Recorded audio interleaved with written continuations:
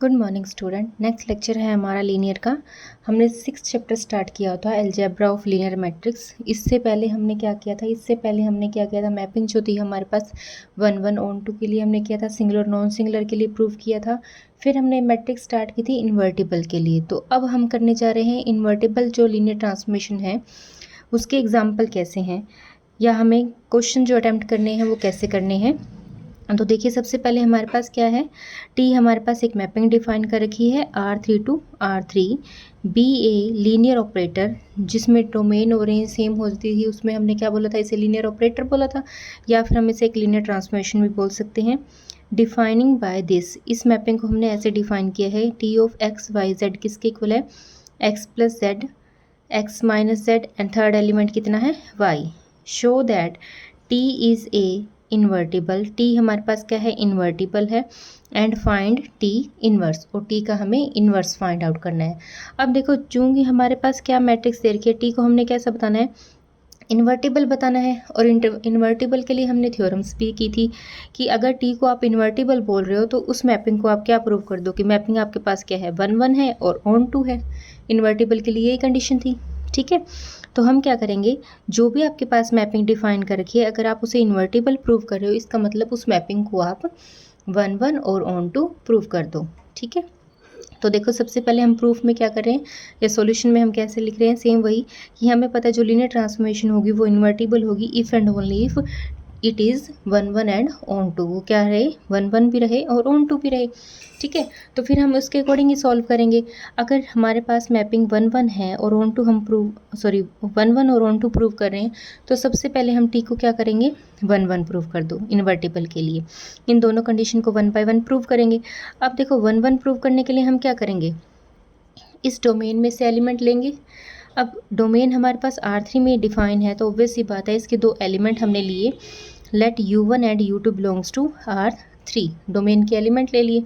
अब U1 हमारे पास किस टाइप का होगा, X1 Y1 Z टाइप का होगा, ठीक है। सिमिलरली U2 जो है वो भी इसी टाइप का होगा, X2 Y2 and Z2 type का। अब अगर हमें 1 1 प्रूव करना है तो हम क्या करेंगे, इन दोनों एलिमेंट्स की इमेजेस इक्वल करके चलेंगे और प्रूव क्या कर देंगे कि एलिमेंट हमारे पास क्या है, इक्वल है, ठीक है। तो देखो, इसके लिए हम क्या कर रहे हैं, T of U1 equals to T of U2 लेके चले। इसका मतलब टी ऑफ U1 का मतलब क्या है कि U1 के प्लेस पे हम क्या पुट करेंगे, X1 Y1 and Z1। Similarly U2 के प्लेस पे क्या पुट कर देंगे, X2 Y2 एंड Z2, ठीक है। उसके बाद टी मैपिंग जो हमें डिफाइन कर रखी है उसमें हम XYZ के प्लेस पे क्या पुट करेंगे, एक बार तो पुट करेंगे X1 Y1 Z1 और एक बार पुट करेंगे X2 Y2 Z2 दोनों तरफ, ठीक है। तो हमने वही किया, T of X1 Y1 Z1, यहाँ पे क्या आ जाएगा, T of X2 Y2 and Z2, ठीक है। अब X1 Y1 Z1 का मतलब क्या है हमारे पास, यहाँ पे क्या बनेगा, X1 plus Z1, X1 minus Z1 and Y1, ठीक है। सिमिलरली यहाँ पे 2 पुट करेंगे तो सेम वही, X2 plus Z2, X2 minus Z2 and Y2, ठीक है। अब इन टपल्स को हम क्या करेंगे, इक्वेट करेंगे।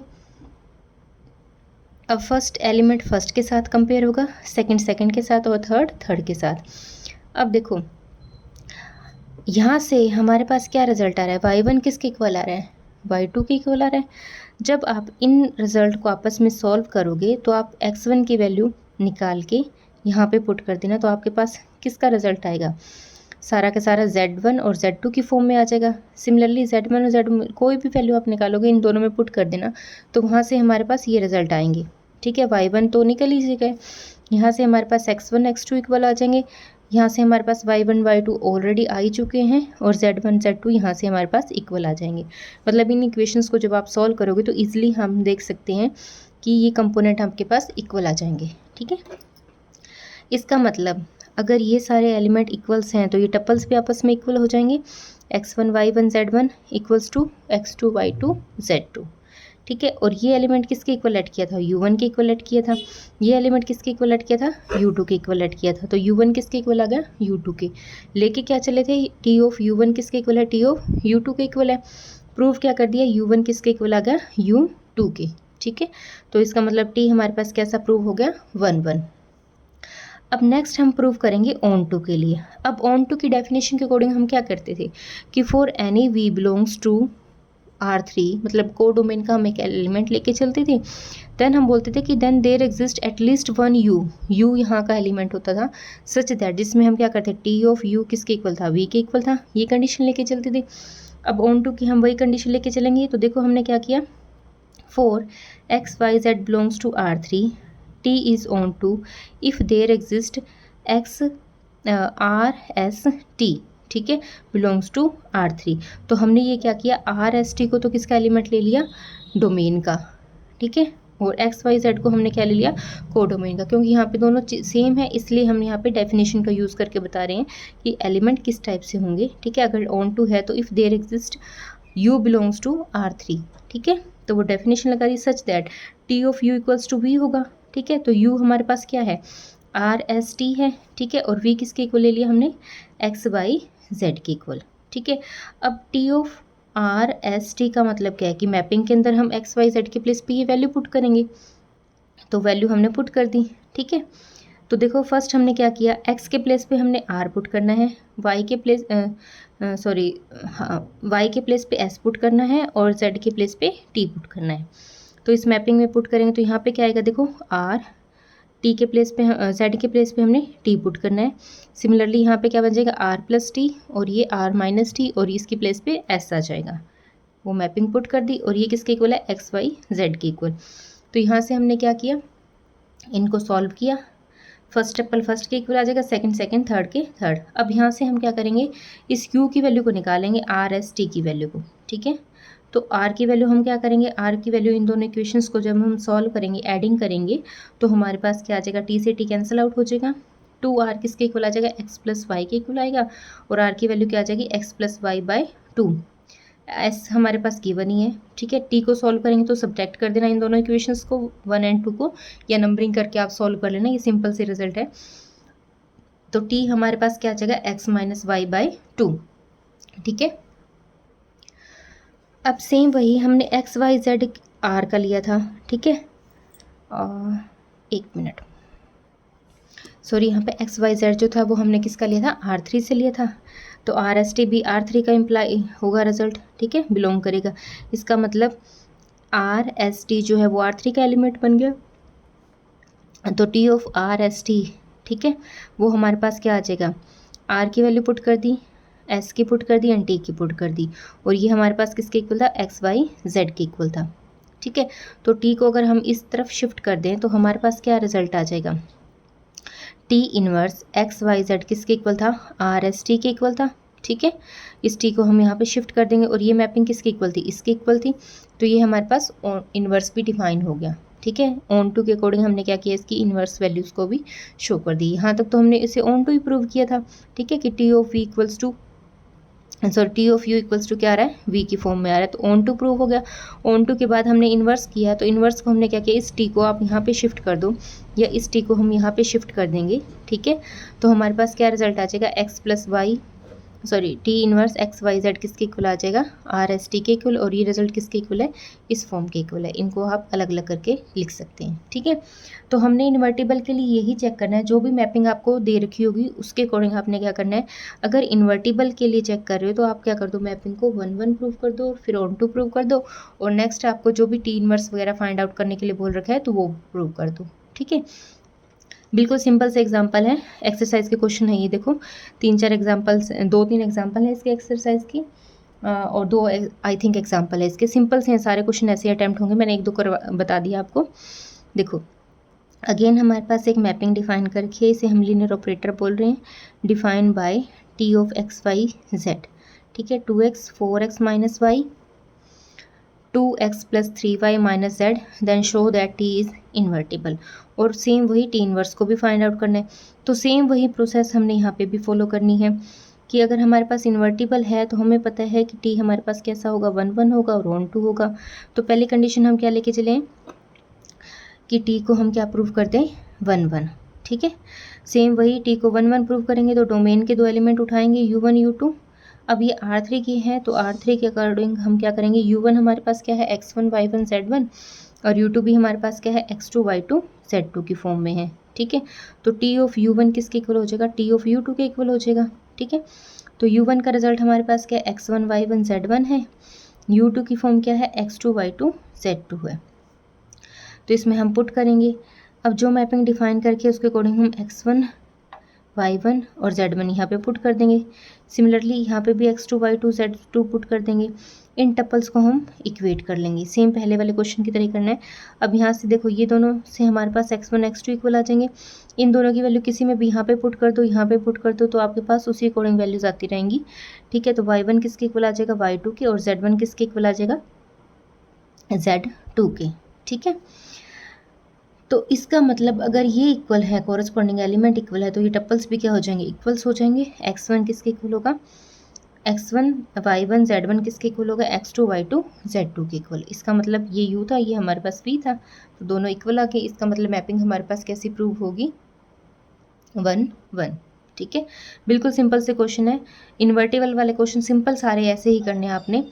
उसके बाद नेक्स्ट हम इस मैपिंग को अब क्या प्रूव करेंगे, ऑन टू प्रूव करेंगे। ऑन टू के लिए देखो कैसे डिफाइन किया, सेम वही ऑन टू के लिए हमने क्या किया, for x Y Z belongs to R3 T is onto if there exist u element किसका होगा, R3 का होगा, मतलब डोमेन का ले लिया। ये V का काम कर रहा है, ये U का काम कर रहा है, such that T of U equals to V, मतलब T of R s T किसके इक्वल होगा, एक्स वाई जेड के इक्वल होगा। तो जो भी मैपिंग आपको डिफाइन कर रखी है in terms of x Y z, वहाँ पे हम क्या पुट कर देंगे, x को R पुट कर देंगे, y को S पुट कर देंगे, और z को T पुट कर देंगे। तो ये हमने पुट किया। यहाँ से हमारे पास ये एक्स वाई जेड की इक्वल था, तो यहाँ से हम R S और T की वैल्यू निकाल लेंगे in terms of x Y z. तो फर्स्ट टप्पल फर्स्ट के साथ, सेकंड थर्ड के साथ। ठीक है, R की वैल्यू निकाल ली, S की निकाल ली, एंड T की सॉल्व कर ली। ये इक्वेशन बिल्कुल सिंपल सी है, इजीली सॉल्व हो जाएंगी। अब देखो, for x Y Z belongs to R3 there exist s r t belongs to R3 such that T of R S T किसके इक्वल होगा, R की वैल्यू पुट कर दी, S की वैल्यू पुट कर दी, T की पुट कर दी, और ये किसके इक्वल था, एक्स वाई जेड के इक्वल था इस कंडीशन के अकॉर्डिंग। ठीक है, तो हमने इसको क्या किया, टी को फिर again T inverse find out कर लेंगे।